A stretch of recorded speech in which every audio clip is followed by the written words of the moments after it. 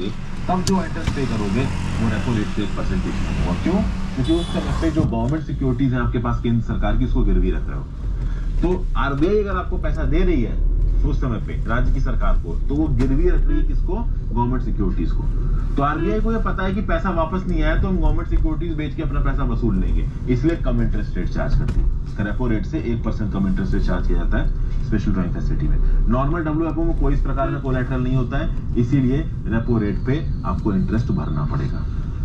फिर यहाँ पे और भी बहुत छोटी छोटी चीजें जिसमें घुसने की जरूरत नहीं, जैसे कि फॉर एग्जांपल नॉर्मल डब्ल्यूएमए की लिमिट्स क्या है, कितना पैसा आप normal ways and means advance में उठा सकते हो।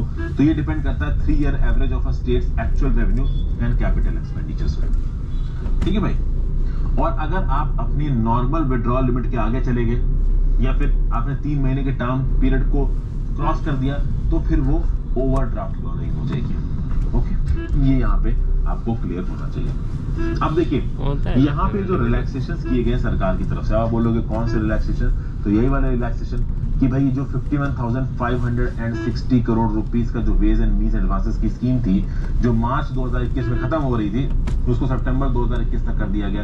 तो इस रिलैक्सेशन को क्यों किया गया? क्या इस रिलैक्सेशन से सरकार को लोन मिल रहा है? राज्य की सरकारों को देखिए कोई लोन नहीं मिल रहा है। लास्ट में राज्य की सरकारों का टेम्परेरी मिसमैच हट रहा है। तो आपको पता है कि जीएसटी के अंदर केंद्र की सरकार पैसा देने में समय लग रही है। अब अगर राज्य की सरकार को कोई इंपॉर्टेंट पैसा खत्म करना है, और आज की डेट में तो बहुत सारी पैसों के लिए चीज मतलब Do you wish to move your data science career abroad? Apart from the high pay, a global outlook can really help you stand out from them. पैसा खत्म करना है, और आज की डेट में तो बहुत सारी पैसों के लिए चीज मतलब पैसा खर्चा राज्य सरकार को नोवल कोरोना वायरस से लड़ना है, टेस्टिंग किट्स खरीदनी है, पर्सनल प्रोटेक्टिव इक्विपमेंट अवेलेबल करवाने हैं, पुलिस को वेंटिलेटर्स खरीदने, हेल्थ और पुलिस पर्सनल्स को डिप्लॉय करना है, फूड शेल्टर रिलीफ मेजर्स बांटने, इन सब में खर्चा होता है। राज्य की सरकार के पास जीएसटी से पैसा आता है, पेट्रोलियम प्रोडक्ट से पैसा आता है, लिक्वर से, मोटर व्हीकल के अंदर इकोनॉमिक्स का ज्ञान से पैसा आता है। मान लीजिए इन सोर्सेज से जो पैसा आ रहा है कुछ समय के लिए कम आ रहा है, ऐसे केसेस में राज्य की सरकार को खर्चा करना ही है, एक्सपेंसेस तो रियल है। तो राज्य की सरकार को ऐसा लग रहा है कि हमारे इन मैकेनिज्म से, टैक्स मैकेनिज्म से आगे पैसा आ जाएगा 2-3 महीने बाद।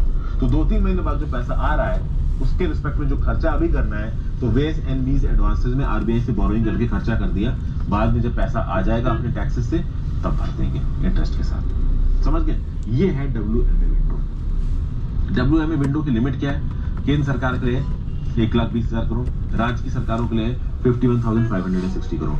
और ये जो लिमिट बताई गई है ना, ये बहुत कम बताई गई है। आगे आने वाले समय में केंद्र की सरकार इतनी ज्यादा बोरोइंग करने वाली है कि शायद उसको फिस्कल रिस्पॉन्सिबिलिटी और बजट मैनेजमेंट एक्ट में अमेंडमेंट करना पड़ जाए।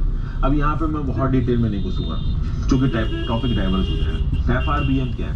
एफआरबीएम ये है कि सरकारें देख समझ के खर्चा करें, एक लिमिट से ज्यादा खर्चा ना करें। तो टैक्सों से पैसा आ रहा है 100 रुपया, खत्म कर रहे हो तुम 200 रुपया, तो वो तो सस्टेनेबल नहीं है।